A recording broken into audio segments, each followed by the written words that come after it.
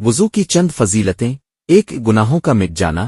رسول اللہ نے فرمایا، جب بندہ مسلمان مومن وضو کرتا ہے اور اپنا چہرہ دھوتا ہے تو اس کے چہرے کے وہ گناہ نکل جاتے ہیں جو اس نے آنکھوں سے کیے، پھر جب وہ اپنے ہاتھ دھوتا ہے تو وہ گناہ بھی نکل جاتے ہیں جو ہاتھوں سے کیے، یہاں تک کہ وہ بالکل پاک صاف ہو جاتا ہے۔ صحیح مسلم۔ 2 نماز کا دروازہ۔ وضو کے بغیر نماز نہیں ہو سکتی اور نماز دین کا ستون ہے۔ 3 نور کا سبب۔ آپ نے فرمایا، میری الفامت قیامت کے دن اس حالت میں بلائی جائے گی کہ ان کے وضو کے اعضاء چمک رہے ہوں گے۔ صحیح بخاری و مسلم۔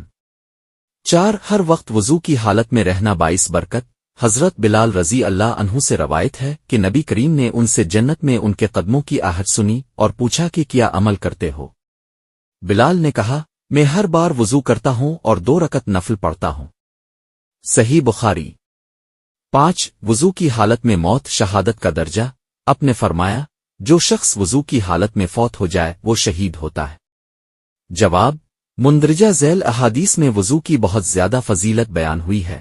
حضرت ابو ہریرہ رضی اللہ عنہ سے مروی ہے کہ حضور نبی اکرم نے فرمایا، جب کوئی مومن وضو کرتا ہے تو جس وقت چہرہ دھوتا ہے تو جیسے ہی چہرہ سے پانی گرتا ہے، پانی کا آخری قطرہ گرتا ہے تو اس کے وہ گناہ جھڑ جاتے ہیں جو اس نے اپنی آنکھوں سے کیے تھے۔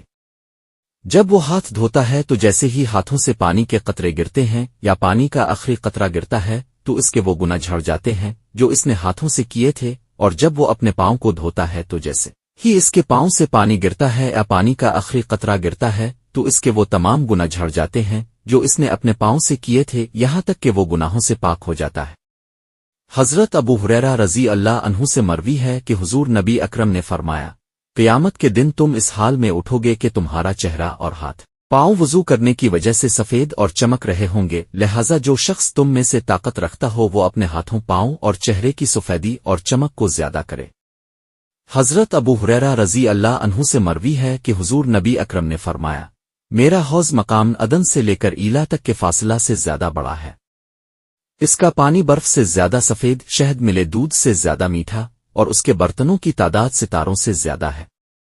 میں دوسرے لوگوں کو اس حوض سے اس طرح روکوں گا جیسے کوئی شخص اپنے حوض سے پرائے اونٹوں کو روکتا ہے۔ صحابہ کرام نے عرض کیا، رسول اللہ، کیا اب ہمیں اس دن پہچان لیں گے؟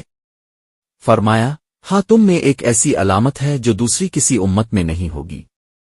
تم جس وقت حوض پر میرے پاس آؤ گے تو تمہارے چہرے اور پاؤں اسان وضو کی وجہ سے سفید اور چمکدار ہوں گے۔